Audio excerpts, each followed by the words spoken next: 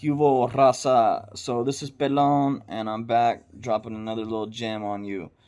Basically, this is gonna be in response to something that was said a while ago by a one Marvelous or Marvelous Inc. As he goes by, right? And there's been a little beef in the past between Marvelous and one Lucky Sun Tzu of Hoodstocks podcast, right? And I'm a big fan of Hoodstocks, to be honest, and I'm a big fan of everything Lucky does. I think he's doing a good job right now at at beating the odds, at not becoming a statistic, and that's dope, right? Um, and I just don't like people, knocking other people, and more or less Marvelous. And and that's none of my business. Their beef is none of my business, so I'm not here to get into the middle of it. I'm here basically to say that something that Marvelous said a while back didn't sit well with me. And what he had said was that Lucky Sun Tzu is not valid as our people, that he ain't raza, because his mother is Mexican and his father is a white Jew.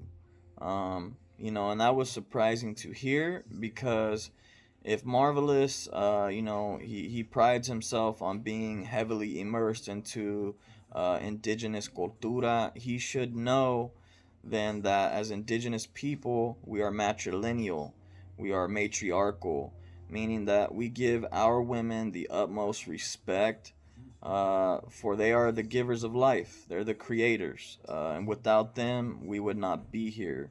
Women carry the strongest form of medicine within indigenous culture. And so, actually, the opposite is true of what he said. Because Lucky Sun Tzu comes from an indigenous womb, he is a valid indigenous man. Um, it's the complete opposite from what Marvelous had said, and it was surprising to hear him say that, because he should know that as a matrilineal society, um, you know, we had a clan system, what was called a clan system in place.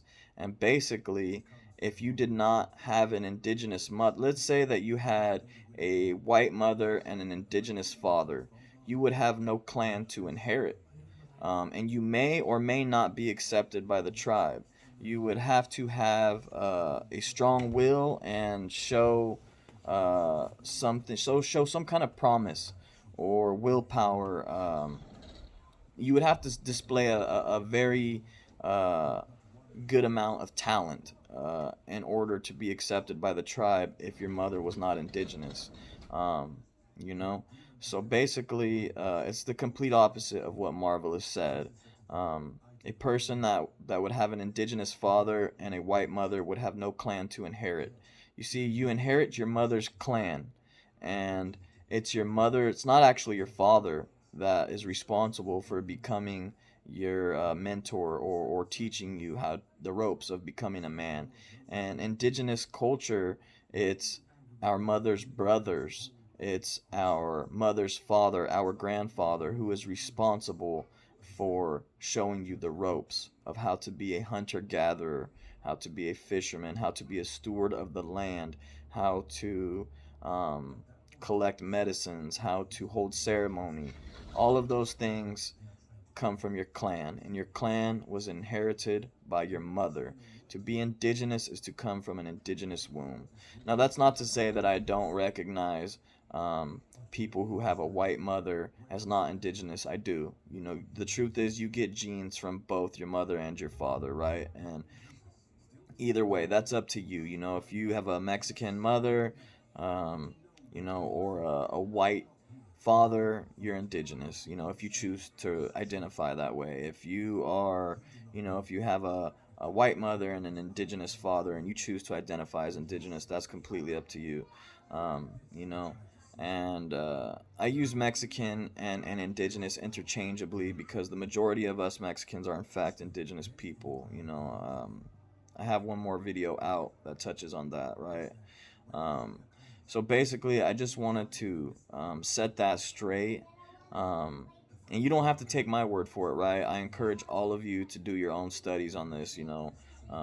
Basically, do the homework if you like. Don't take my word for it. But that is the truth. As indigenous people, we are matrilineal and matriarchal, and basically to come from an indigenous womb is to be indigenous. We didn't have a perception of blood quantum. As tribal people, we sometimes took captives, right? And let's say that a white captive was taken, and maybe our numbers were low. Maybe we just had a battle with another tribe and we lost a couple of our soldiers, of our men, of our tribal men. We may, if that white man, that captive, showed strength or some sort of talent, he may be adopted into the tribe. And when that decision was made, he would be looked at no different than any other tribal member. He would be 100% a member of that tribe at that point. And that's how it worked. So if someone wants to tag him in the marvelous in this, or shoot this video over to him, that would be great. I appreciate y'all. um, Over and out.